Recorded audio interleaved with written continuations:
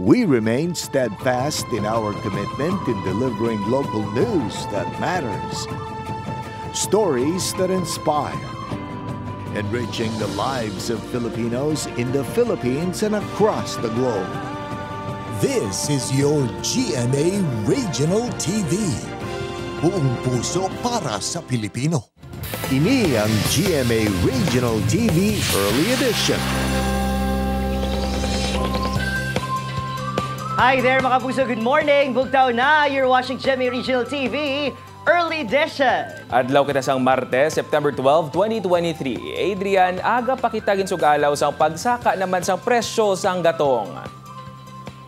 Nako, insakto ina dyan. Mga puso, sa opayhan magnubo ang presyo sang gatong man. Masobra na bla 2 months. Ngalun sa ila pagsakang aton eksperyensyahan, ma-jogging na lang ko pakadto di ha. Inang aton bantayan, mga kapuso, kag subong hibalonta ng mga nagapanguna nga balita sa Western Visayas. Ako si John Sala, live dire sa GMA Iloilo Station. Ako naman yung kapuso din Prietos live na live, ikan diri sa GMA Bacol Station. Subong agad dala sa gyapon namon ng mga dalaga o nga mga balita kag impormasyon nga dapat ninyo mahibaluan bangod local news matter. Tutok na, kaya rin ang pinakauling mga balita sa bilog ng Western Visayas.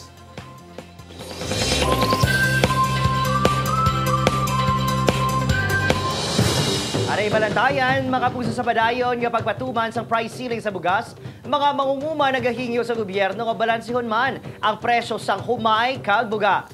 Epekto sang El Nino sa mga pananom ginakabalakan man, ining gitutukan ni Zen Kilantang.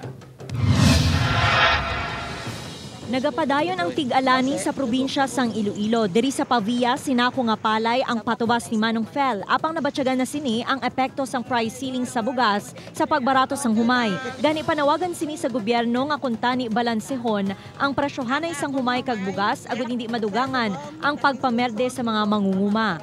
Baga mo nakalayo, subong nga saka man ang sweldo sang tawo, di magpabas-bas kita kuan mahal man pati abungno tama ka mahal, bulong mahal.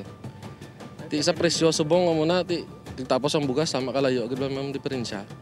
Pareho man ang sentimiento ni Nanay Carmen nga nagapatalauma man sang iya talamnan. Magluwas sa epekto sang price ceiling, ginakabalakan man sini ang posible halit sang El Nino sa mga pananom.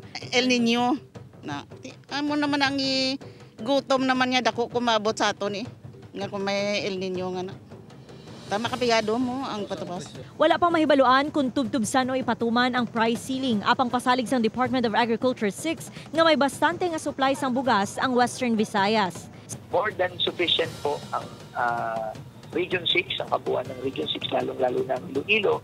At meron pa rin pong mga tuloy-tuloy nang dumarating na arrivals mula po sa imported. At meron pa rin naman pong natitira na inventory doon sa ilan po nating mga bodega. Zen Kilantang para sa GMA Regional TV Early Edition. Magluwas nga wala pa sang timetable kung saan ugid makayong ungka flyover ang budget sini ang wala pa man mahibaluan kung pila gid suno kay DPWH 6 Regional Director Engineer Sunny Boy Oropela. Sa budget hearing sang House of Representatives sa nagligad nga semana, gintalakay ang budget sang DPWH. Bahin sang ungka flyover, igabase pa kuno ini sa rekomendasyon sang Bureau of Design. Sa weekend ginaspalto ang lubak-lubak kadalan sa idalom sang flyover. Tinutuyo kuno sini nga mapaayong alagyan sa masalakyan kag mapahagan-hagan ang trapiko ilabi na kun rush hour. May natalupangdan man nga buho sa tunga-tunga gate sang flyover nga paathag sang DPWH downspout sang tubig. They say that wala pa kita sang amount nga nabatian kung pila ang ma-release para sa rectification. So actually the amount that would be needed for the rectification would come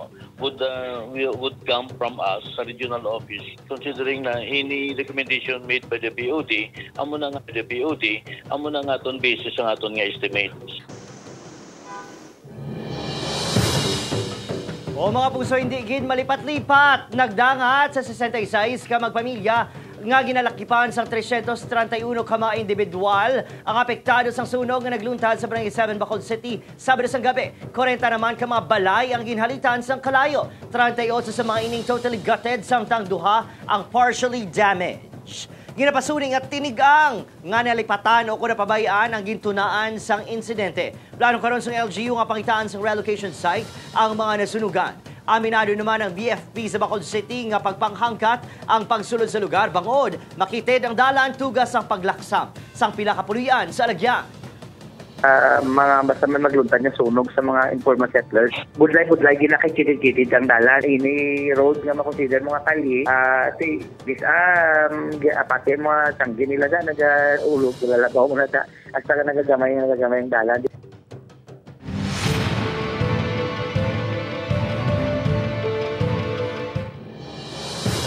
Sa pag-umpisa sa election period kontra bigay, mas hugot katutukan sang COMELEC. Ano balang mamakabig vote buying? Yaring balita ang aton gintutukan. Hindi na bago tag sa kaeleksyon ang issue sang vote buying. Gani amo na lang ang kampanya sang COMELEC batok sini apang aminado nga mabudlay ini papason. Nga mapabakal ka sang imo nga boto. Intindihan mo man kung mayo na siya kung hindi nga tawo magpungko dira. Na kuya, hindi kuya. Kaya karon kung kapamakan na sila, bawion din na nila kung magkuhan na sila. Nga kunara na siya sa pisto, di ba? Gani subong nga barangay kag SK Elections nagalaom ang Commission on Elections nga pinaagi sa pagpatukod sang komitiba nga kontra bigay.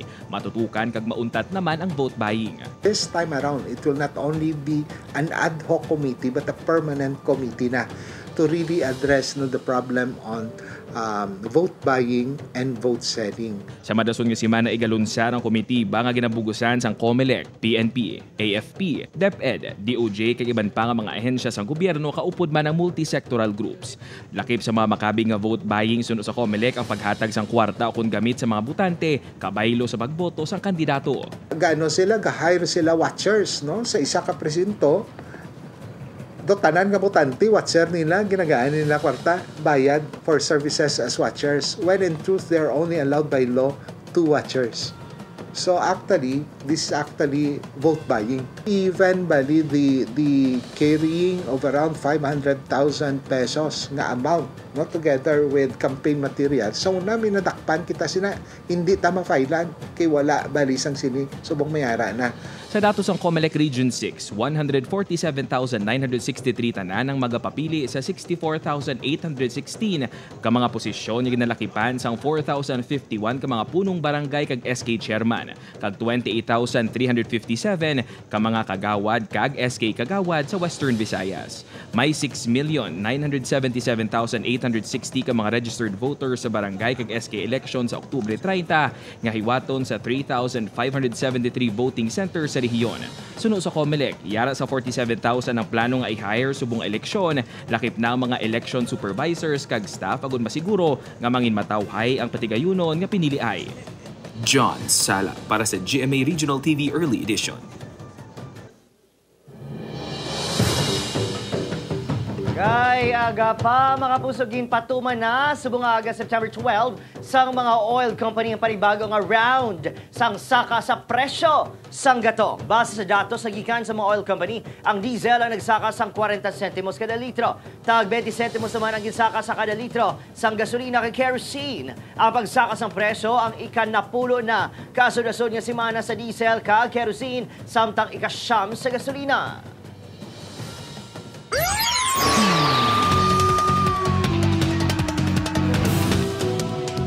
Sampaw-sampaw nga kaso, ginapakatubang subong sang sospek sa serye sang pagpang-hold up sa mga taxi driver sa distrito sang Haro kag sa Banwa sang Uton.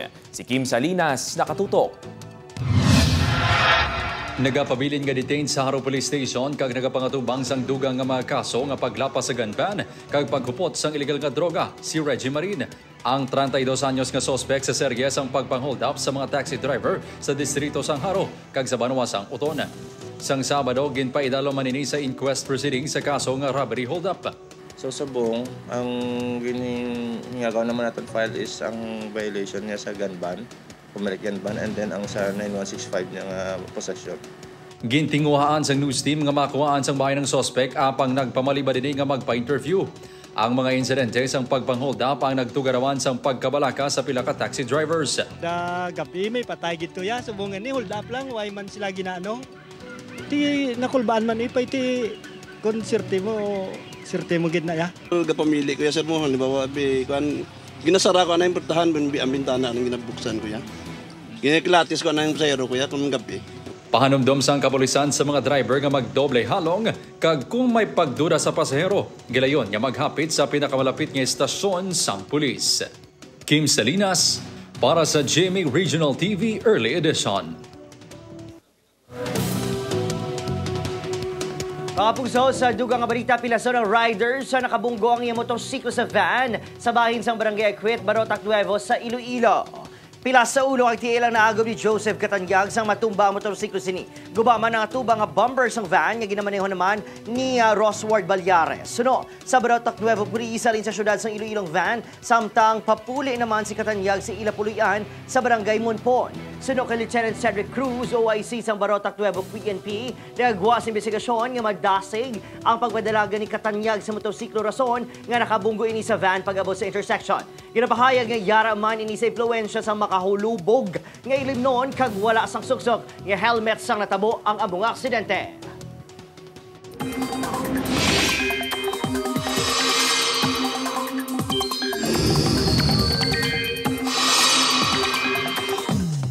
Mga kapuso, padayon nga ginabantayan sa pag-asa ang duwa ka nagaporma nga malain nga panahon sa sulod kag sagwa sang Philippine Area of Responsibility.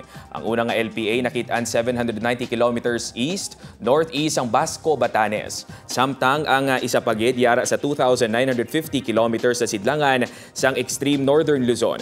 Magluwas sa among mga LPA nagaluntad sa gihapon ang hangin habagat sa southern Luzon, Visayas kag Mindanao. Sa karon nagapadayon ang manubo nga tsansa nga mangin bagyo ang among mga LPA base sa wind forecast sang Metro Weather. Pero ang trough o kunang extension sang LPA sa sulod sang PAR ang magapaulan sa Batanes kag Cagayan suno sa pag-asa. Subong aga posible ang pag-ulan sa pila ka bahin sang Western Visayas base sa rainfall forecast sang Metro Weather. Magapadayon ini kag manginlapnagon karon sa hapon. Posible man ang heavy to intense rain sa pila ka mga lugar gani mangin alerto gid sa pagbaha o kun landslide.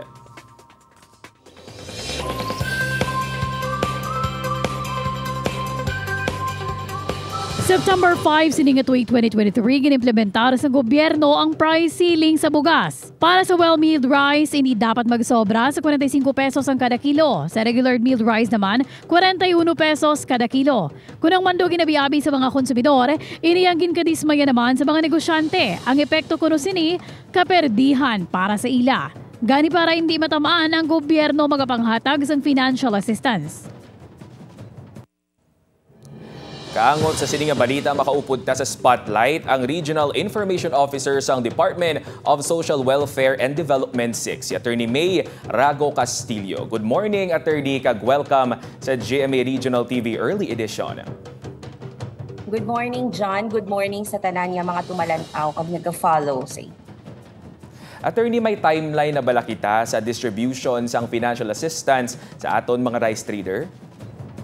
As soon as possible, John, as we speak, actually, magakonduct na sang payout ang DSWD. So we're waiting sa listahan sang mga beneficiaries. Initially, we'll have 250 ka mga micro rice retailers nga paghahatagan sang Sustainable Livelihood Program Emergency Relief Subsidy amounting to 15,000 pesos na siya per micro rice retailer. Attorney, sino bala ang pwede nga makabenepisyo sa sininga mga financial assistance kag ano ang mga basihan sa pag-identify sa mga nasambit nga benepisyaryo? So ang pagkilala, ang pag-target, ang pag-validate kung sino ang pwede makabaton sang subsidy will be done by the Department of Trade and Industry. Iya ka DTI ina nga role based sa amon nga partnership and collaboration. All in all, Attorney, pila gid ang mabaton nga financial assistance sa mga qualified nga rice traders? So this is a one-time cash assistance or subsidy amounting to 15,000. Diri sa Western Visayas, Attorney, may estimate na kamo kung pila gid ang pwede nga mahatagan sang assistance? So initial dyan, ang i-release is para sa 250 ka mga micro rice retailers, but this is just an initial release. Ano naman ang proseso sa tagtaganay sang ayuda? May identify bala kita nga mga lugar kung sa din ini ipatigayon? The payout will be done per province dyan. That's the plan, no? Pero as to the specific sang distribution, it will be in partnership with DTI. Kaya sila ang nakakilala kung sino ang mga micro-rice retailers. Sa sining mga tinion, attorney, ano ang imo mensahe nga luyag ipalabot sa aton mga rice traders? So rest assured sa aton nga mga micro rice traders, sa aton nga mga small rice retailers, no, nga ginapaspasan sang DSWD, kag sang DTI, kag sang iba't pa namon nga partners sa implementation sa nga programa nga ang bulig makalapot sa inyo as soon as possible. Thank you very much, attorney, for that very fruitful and informative talk. Kabay pa nga mapasanyog pa naton ang tanan nga mga programa naton para sa aton publiko diri sa Western Visayas.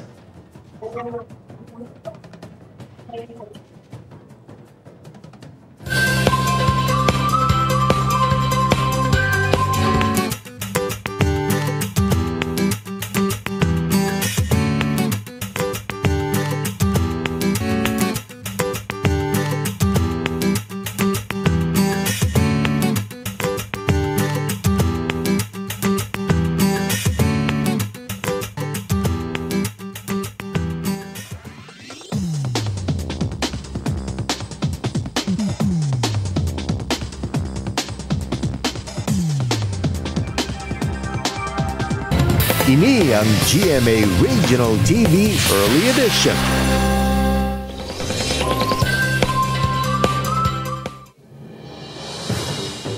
Mga puso, para naman sa aton nga globalita ng kalamatay sa linog nga nagluntad sa Morocco, nagdangat na sa masobra 2,800 katawo. Rescue operations nagapadayon. Sa Hawaii naman, isa ka bulkan naglupok sa ikatatlong ation subong tuig. Nakatutok Julius Bilacaon.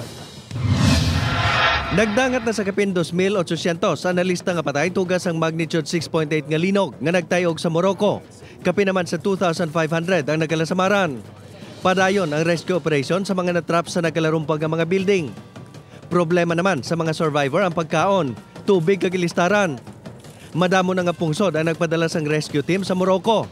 Apang panghangkat naman ang pagresponder labi na sa apektado nga mga lugar sa nabukid nga bahin sa pungsod.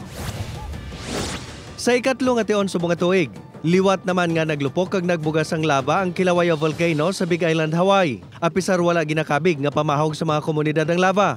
Ang mga particle kag gas nagikan sa bulkan ang pwede naman magtugas ang problema sa pagginhawa sa mga tawo nga ma-expose diri. Nagikan sa orange, ginpasaka na sa pula ang code sa bulkan. Nahamtay sa sirado nga lugar sang Hawaii Volcanoes National Park. Ang Kilauea ang isa sa pinakaaktibo nga bulkan sa kalibutan. Naglupok man ini sang Enero kag sang Hunyo sini nga tuig.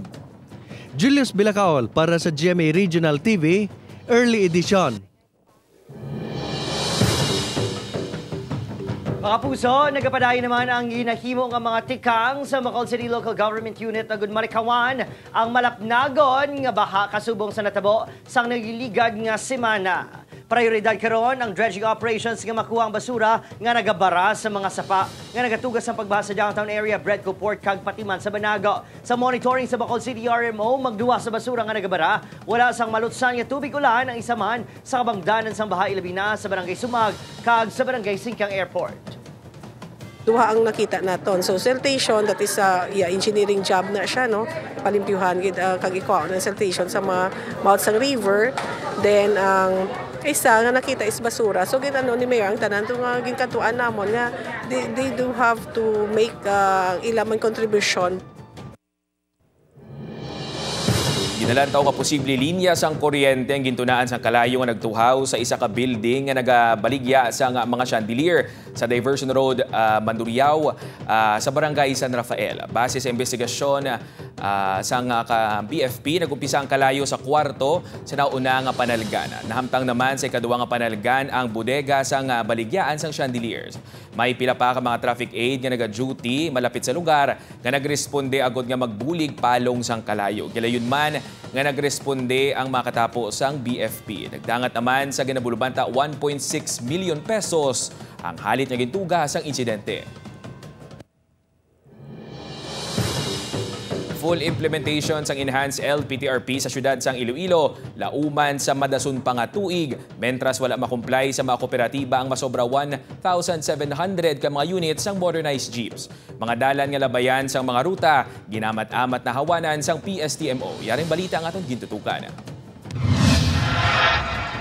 Igapatuman ang partial implementation sa Enhanced Local Public Transport Route Plan sa syudad sang Iloilo sa Oktubre. Apang ang gina-require nga 1,782 ka mga units ng modernized jeeps ang hindi pa makomply sa mga tuig ganing mag-augment anay ang mga traditional jeepneys nga miyembro sang kooperatiba. Pasalig ni PSTMO Head Jack Kunlu nga bastante ang mga traditional jeep kag modernized jeep sa pagpatuman sang Enhanced LPTRP. As of now, may ara kita 486 ka mga modernized jeep. Ang kulang sina-augment sa atong traditional jeepneys, no?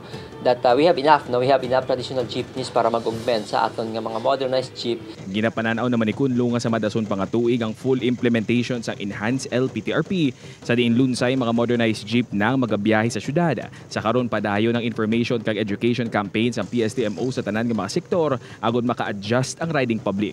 Sa enhanced LPTRP pila sa mga ruta ang naglaba ang distansya kag ang sanguna nga mga hindi malabayan ang maagya na subong. Gani amat-amat yung ginapasangkad ang clearing sa mga lugar nga madatang illegal parking kaangay na lang sa mga barangay roads nga may ruta. But we're trying our best. That's why nga we're asking help video sa aton mga barangay officials to clear the roads at all times.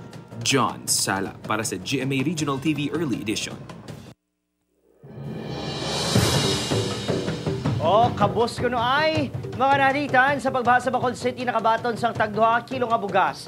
Nagikan sa LGU, pila ka mga pumuluyo nagahirit pa sang duga. Nakatutok Aileen Pedreso. Ginagwantas ng senior citizen nga si Andresita ang amo sini kalawig nga pila.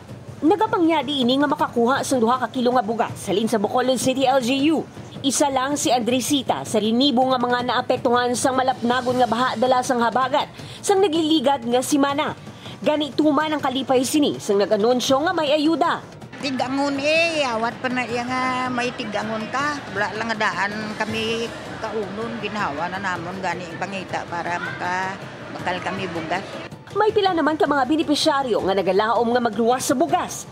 Tani may canned goods ukon iban pa nga dugang nga bulig halin sa LGU. Bangod yara sa state of calamity ang syudad. Dapat tani ko may ara pagkat nga mga grocery kay para bala nga may bugas na may sudan pa.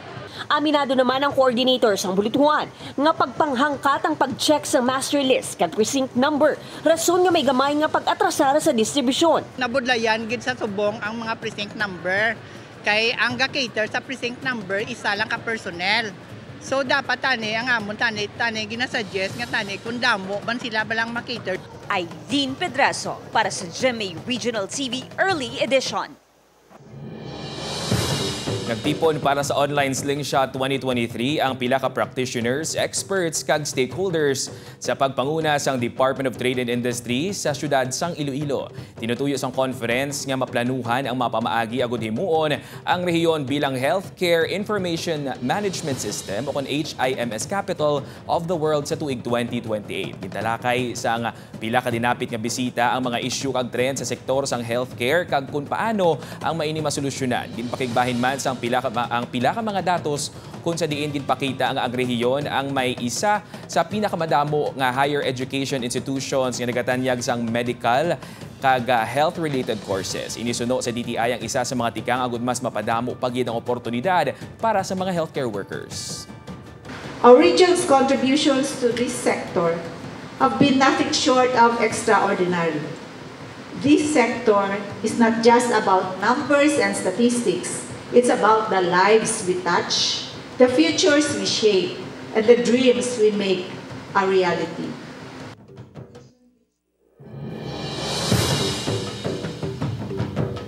Kapuso exhibit naman sa imahen sa Our Lady of Sorrows, bida sa La Paz Parish Church. Mga tumunuo, ginapanugyanan nga magpamuyo kag magpamalandong sa magbisita.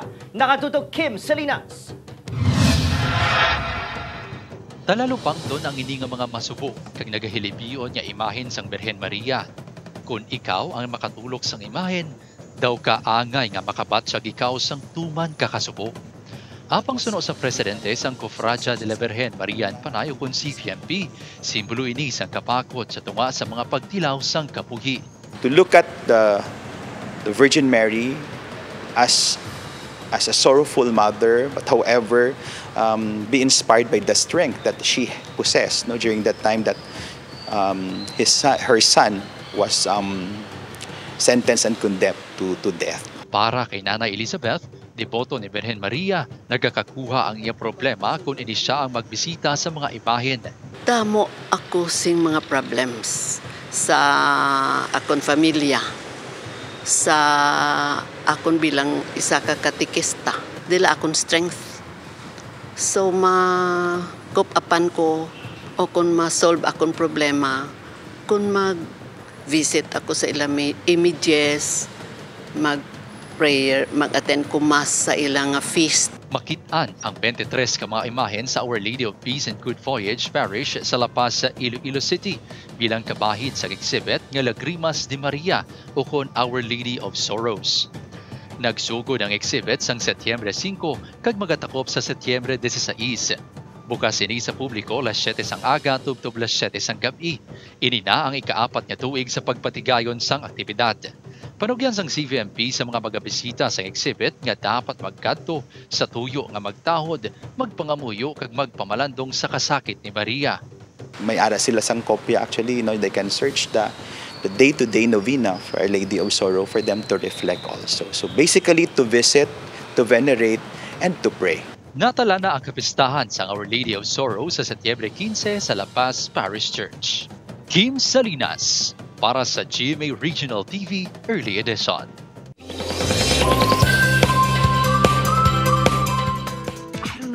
Halata ang closeness ni Gabby Garcia kag Jody Santa Maria nga mag-iloy sa serye nga Unbreak My Heart. Sa Instagram story ni Gabby, may selfie sila ni Jody nga may caption nga catch-up date with Ate Jody. Makitan man nga gin-treat ini ni Jody sa ear acupuncture para mangin mahamo o kuno ang iya tulog. Proud naman nga ginpakigbahin ni Kapuso Primetime King Dingdong Dantes ang pila sa mga eksena kung sa din siya mismo ang nagaserbe nga direktor sang serye nga Royal Blood. Sa iya Instagram, makita ang pila ka behind the scenes photos nga kuha pa sang tinilikdan nga August 23. Plano ni David Licauco nga magpaidalom sa operasyon para siya ginasuprer ng sleep apnea pagkatapos ng maging sino ka man. Na-diagnose si pambansang Ginoo David Licauco sa kondisyon ng sleep apnea sang siya ang 16 pa lang kung sari na kung tatangya pagginhawa samtang nagakatulog.